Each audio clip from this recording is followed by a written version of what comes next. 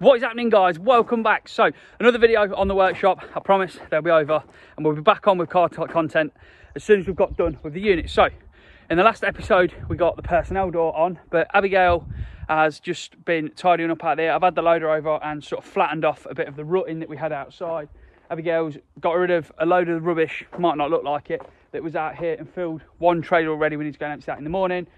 We've got a bit of firewood together that we need to try and find somewhere dry. But like I say, the doors were fitted in the last one and we've now got a secure unit, although it is a little bit dark. So in the last one I said that Cal Electrical, who have been and done all the sockets, are coming back on Tuesday to get all the lighting wired up. I'm impatient. So what I've done, because I want to get on and film for you guys and film what I'm doing, I have temporarily wired some of the lights into a plug socket, and if you press this button, we've got lights working. One of the lamps, one of the LED lights isn't working, and we've only got one bay on, but it's the only bay that we're working in. And I need to really do that because I can't film with that floodlight on because it flickers. So yeah, we've thrown the lighting on. I've also had the diesel heater on in here for a bit today, and it gets very, very toasty, and it stays very, very warm for quite a long time. So what I want to start off with in this one is we're going to start framing out for mainly the bathroom, and then we'll start looking at the kitchen as well. So we've got the toilet sat in about the rough position where it wants to be. I've made a wooden template of, it's only a little hand basin that's going to go in there, and then that square on the floor is eventually we're going to be putting a 800 by 800 shower in there, because I don't want to be wrecking the shower in the house that we've just installed when I've been in here cutting, grinding, welding, and my hair's full of metal filings. I don't want to go getting it rusty and go wrecking the shower or going in absolutely filthy. We're going to do it in, well, yeah, we're going to fit a shower in here. So we shower in here, go in the house nice and clean, or at least that's the idea. So I think we've decided where everything's going to go. We've decided where the door and everything's going to go. I've been and got a load of timber. We've got the door linings. So first thing, let's set the GoPro up, set a time lapse, and we'll just make a start on framing out this little room.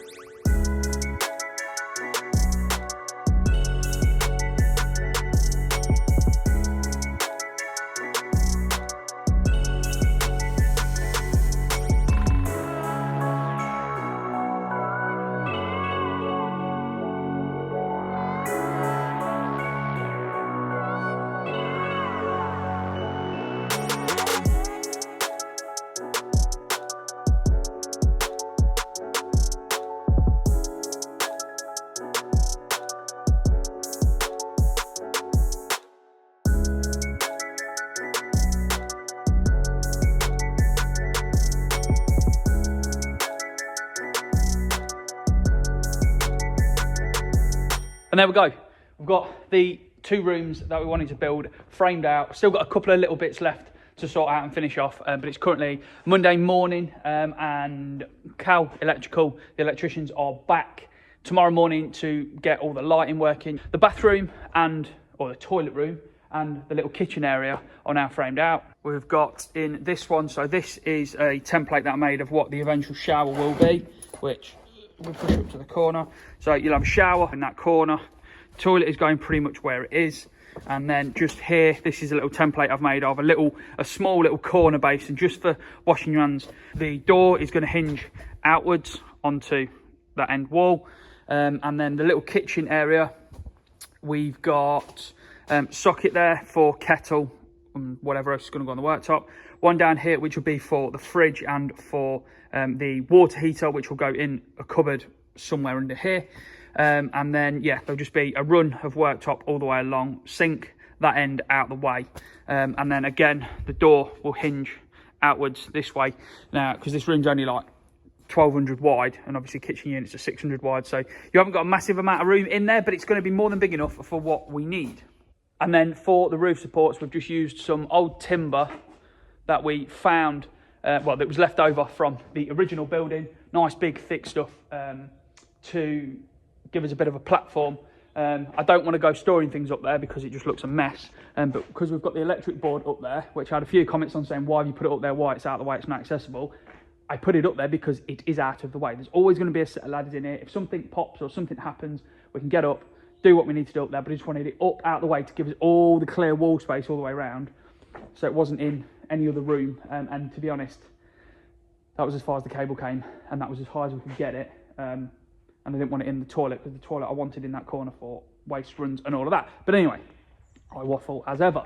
What we've got to do now, I've just placed an order at Screwfix. I need to go and buy a few more pieces. We need to run the conduit from, where is it? That one there goes up to another junction box. We need to run it up and run it all the way along the wall, all the way around to that bit there, where it then goes up to the lights, ready for the electricians to do. And then we need to get some of the heat resistant or heat proof, whatever it is, cable. We need to join these lights up through the roof, and it goes up above the black membrane that is up there. Actually works quite well. And the way that we ended up doing that, the easiest way that we found was, we've got another little bit of wire, a little cable, a washer, and then I've got a magnet. And you basically put that, slit a hole, push it in up onto the membrane, put the magnet the underside, pull it, and it pulls the cable all the way up. Tie the cable we want to the end of that, pull it through, cable is up there, but that will be in the next bit. So I'm just going to nick Screwfix, get these bits. When we get back, we'll get straight on, run this conduit, and then we'll have a look at running these cables.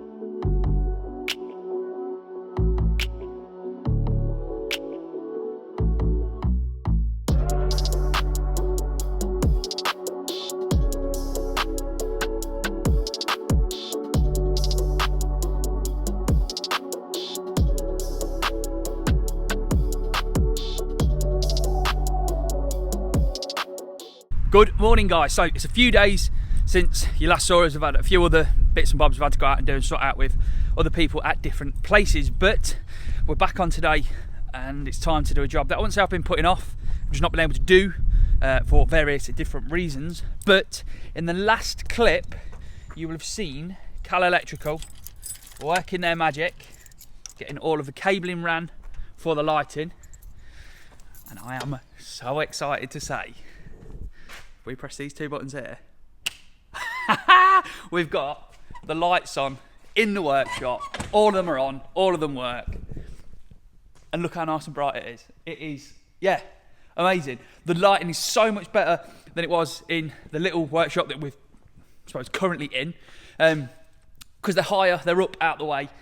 It illuminates everywhere. We've been checking for shadows and things, like we're trying to look at bits on the scissor lift, and you can still actually see quite well under, in and around things, even though the light is coming down. When the walls are painted, which I suppose is another thing I'd like to address, I had a couple of people saying why the electricians only put it all in white plastic conduit and white plastic sockets. They should have done it in metal. I wanted it in white. I bought all of the stuff, the white sockets, the white conduit and everything. I wanted it all in white because the walls are going a light grey colour, and they'll then blend in quite nicely.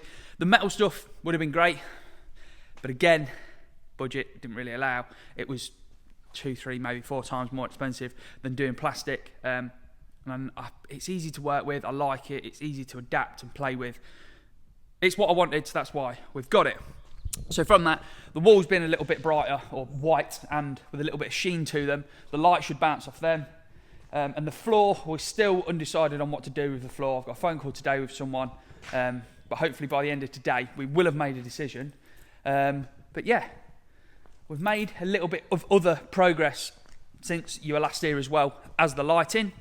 So I've got all of the stud wall and everything up. You saw we got most of that up in the last clips. We've also screeded the floor in both the toilet and the little kitchen area because I want to put a form of lino down on the floor just to make it look a little bit nicer, really.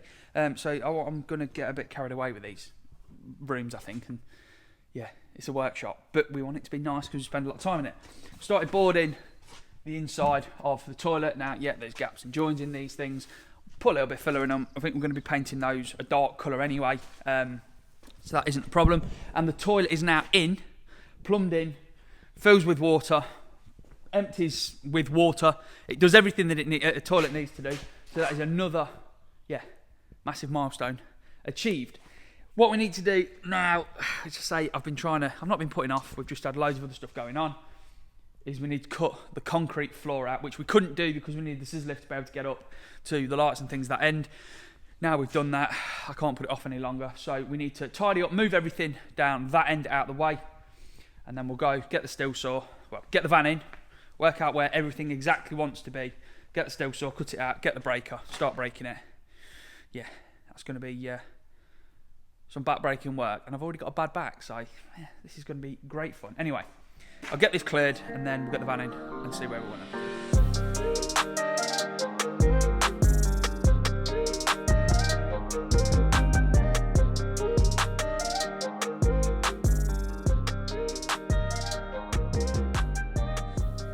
And after many faffings, we've got the pad laid out where we want it. So obviously we pulled the van in, got it in the right place, and we've moved it over as far to the left side as we can because we've got that room, but still enough so that we can get enough height up to the steels to be able to lift the van to its full height on the lift and still have the movement to drop it down again.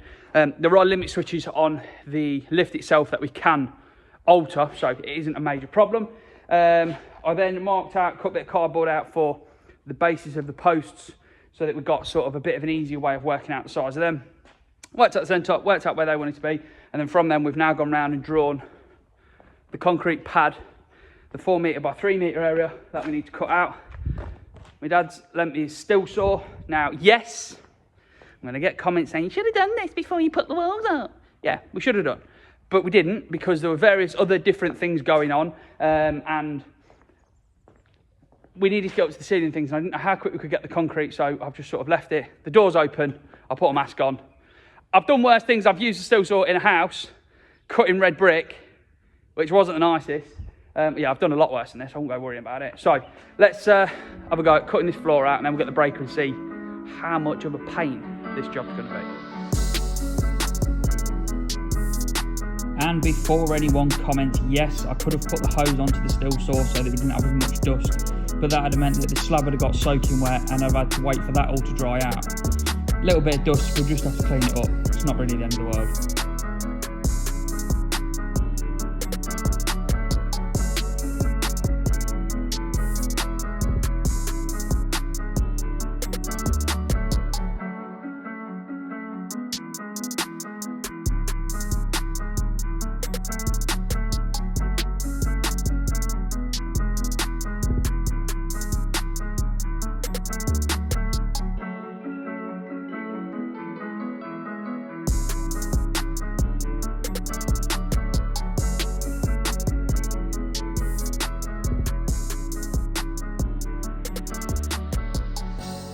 What a day that has been. But it's all cut out, we've got the concrete out. It's been, in places it's thinner than 4 inches. That corner over there isn't very thick at all, it's probably 2. But then in most of it has been 4 inches. It's pretty much what we expected. For the lift we need 8 inches.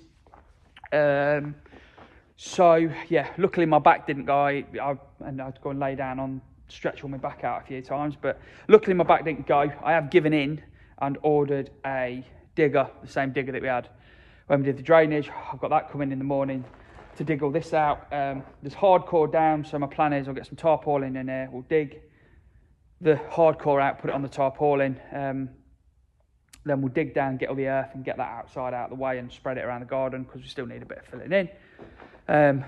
However much we want to, I'll get the staff and everything set up tomorrow, and then we'll put the hardcore back in. I'll get my dad's whacker that all down and give us 8 inches of concrete, which will be nice. Right, I am absolutely knackered.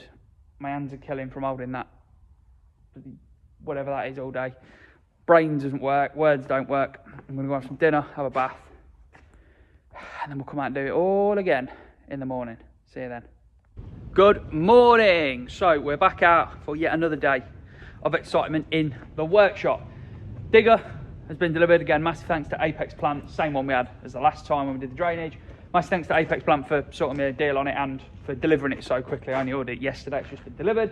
I've just made a start. It always takes me a while to get back to grips with diggers. Don't know what it is.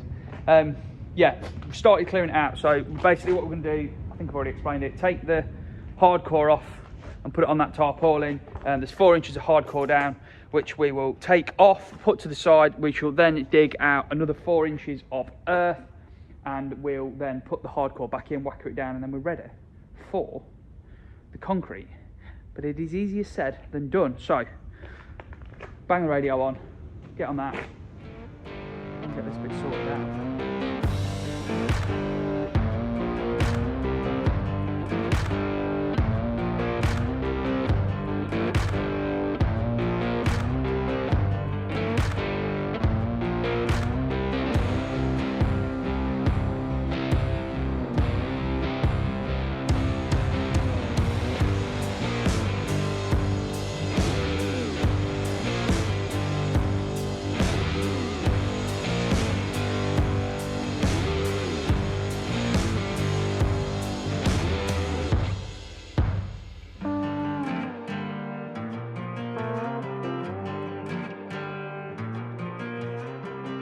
And there we go, not bad, 3 hours. We managed to get all of the mill waste out, and we've now dug out another 4 inches of earth and got it down with pretty level. I'm happy with where we are with it all now. Now this is going to be I imagine I'm going to get people saying it's wrong, you shouldn't do this, you should have done it the other way or whatever, but I've spoken to quite a few different people that do buildings and concrete floors and building work themselves, and I'm not going to bother putting a DPM down in there under the concrete. None of the rest of the floor has got a DPM on it, and I'm not really going to gain a massive amount by putting a DPM down, and that would then mean I've got to order stone, wait for stone to be delivered, we'll have to hire a digger again maybe to move it. I'm not going to. So all we're going to do now, I'm going to tidy up around the hole, and then we're going to start banging the mill waste back in whilst we've got the digger, get that in, get it pushed around, and then I will nip tomorrow. I'm going to go and get my dad's whacker. Tomorrow we'll come back, compact it all down, whacker it all down, and it's then ready. We can get the concrete on order. I say that, no it's not. We now need to go to, I think the Wix sells them. We need to go and get some rebar, and we're going to drill into the end of the concrete and put rebar into the original concrete. That will then tie the old concrete and the new concrete together. Also spoke to a few people and said don't bother putting an expansion joint around it, just put it down and it will be fine. So that's what we're going to do. I imagine I'm going to get people on here saying you shouldn't do this, you shouldn't do that, as we do with anything, but it's sort of matter of opinion, I suppose. I'm going to go and have some lunch because I'm absolutely hanging, hanging out, drink. I'm absolutely hanged. So yeah, we'll go and get a bit of food, come out, and we'll start putting them away back in.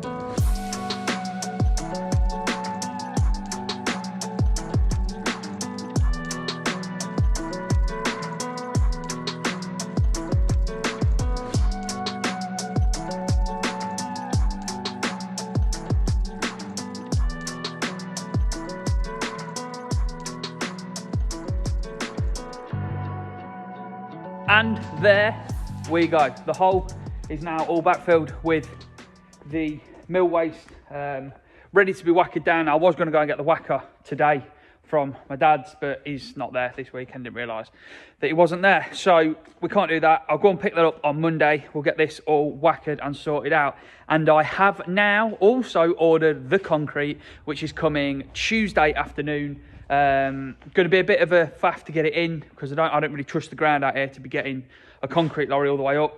So we're going to be going and getting the loader with the bucket. We'll fill the bucket up by the gate. I'll drive up, drive in, drop it in, and then we'll scrape it all back, level it all off, and hopefully we'll have a pad ready for the lift to be bolted down to. So I just want to say a massive, massive, massive thank you to Cal Electrical for sorting out all of the wiring in the unit. I bought the materials. They came, gave their labour to, come and wire it up, get all of the sockets on, get the lighting on. So a massive, massive thank you to them for doing that. If you're in Leicestershire or the surrounding areas, hit them up. They do commercial and they do mainly do residential stuff as well. So hit them up if you've got any electrical needs. Do go and follow them on Instagram as well. Link is down here to their Instagram. Go and follow them, show them some love. Yeah, massive, massive thank you to them for contacting me and wanting to come and help get some lighting on. I just keep coming in, turning the lights on and off like we did with the rolling shooter. It seemed like a bit of a fad, I don't know why. But yeah, so thankful. So that is that one done. In the next one, like I say, we'll be getting the concrete poured. And I don't know what else we've got. I need to tidy up, sort some stuff out. But yeah, I'm sure there'll be plenty going on in the next one. So hopefully you've enjoyed this one then, guys. Until next time, enjoy.